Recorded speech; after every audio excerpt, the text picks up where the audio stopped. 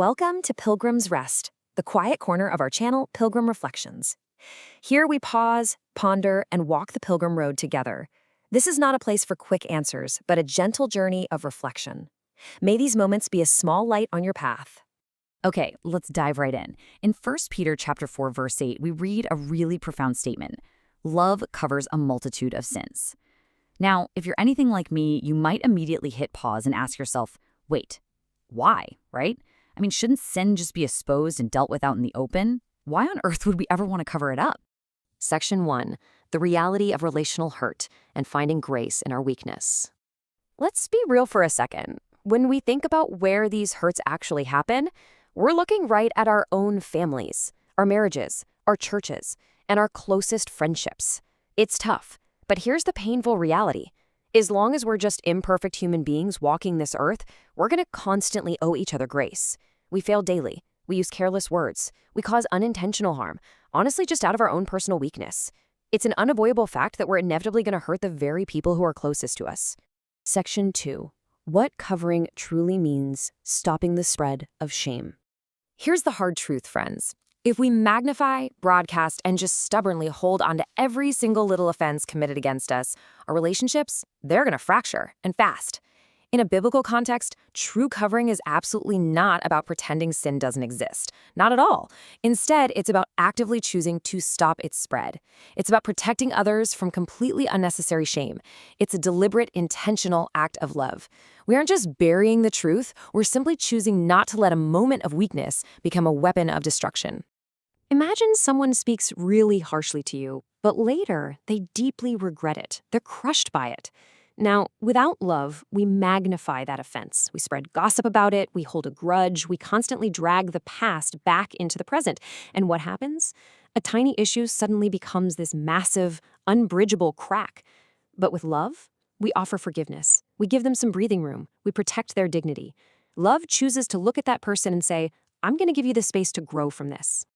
Section 3. God's ultimate covering, the divine blueprint. We choose this path of covering because at the end of the day, the ultimate goal of true love is always restoration. It is never destruction. There's a stark contrast here between two completely different spiritual forces. The spiritual enemy, he desires to accuse, expose, shame, and ultimately divide us. But God desires to redeem, to heal, to restore, and to unite us. When we actively choose to cover a daily offense, we are actually participating in God's beautiful desire for healing, instead of giving in to the enemy's desire for division. I love what Psalm 32 says. Blessed is he whose transgression is forgiven, whose sin is covered.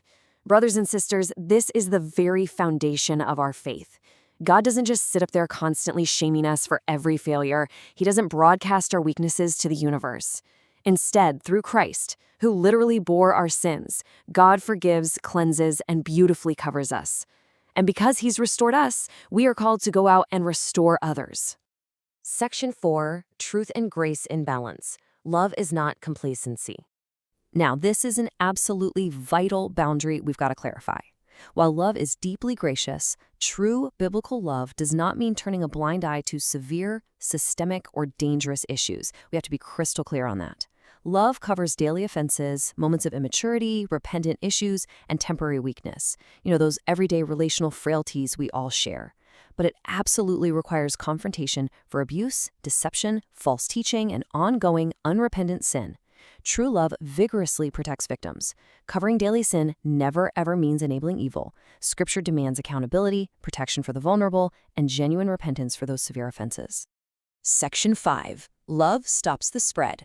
A cold world needs a warm church. Think back to the context of 1 Peter chapter 4. The early church was facing a cold, hostile, persecuting world. So the absolute last thing they could afford to lose was the warmth of their mutual love. And this brings us to a really profound spiritual reality. Hate magnifies the offense, but love stops the spread of sin. When there's no love, people's hearts just harden and relationships shatter into pieces. But when love acts as a barrier, it literally stops the contagion of sin from infecting an entire community. It gives people the actual space they need to repent, breathe, and heal. Section 6. A picture of restoration. Walking backward with grace. I want to take you to this ancient, truly beautiful picture of this exact kind of love. You can find it back in Genesis chapter 9. First comes the failure. Noah becomes drunk and is uncovered in his tent. Then the exposure. His son, Ham, sees this and goes out to spread the shame. He basically broadcasts his father's disgraceful state. But then comes the covering. His other sons, Shem and Japheth, take a garment, lay it across their own shoulders, and literally walk backward into the tent to cover their father. Think about that for a second. They don't deny his failure, they know exactly why they're in that tent, but they completely refuse to look upon his shame. They actively protect his dignity. And that really brings us right to the core truth of our time together today. Love does not intentionally magnify, shame, or spread our failures. It uses grace and gentleness to help us heal. You see, we don't cover each other's daily faults because those faults don't matter. We cover them because the person matters more. We use grace to restore our fallen fellow pilgrims, offering them the exact same covering that God so freely gave to us. Before we part, I want to leave you with this question to ponder. Whose dignity might you need to protect today? And who might desperately need you to walk backward with grace into their moment of failure? Thank you for listening to Pilgrim Reflections. Feel free to share your thoughts or reflections in the comments below. If this episode has encouraged you, consider sharing it with another pilgrim. May we continue to walk this journey together. Until next time, may the Lord keep you in his peace.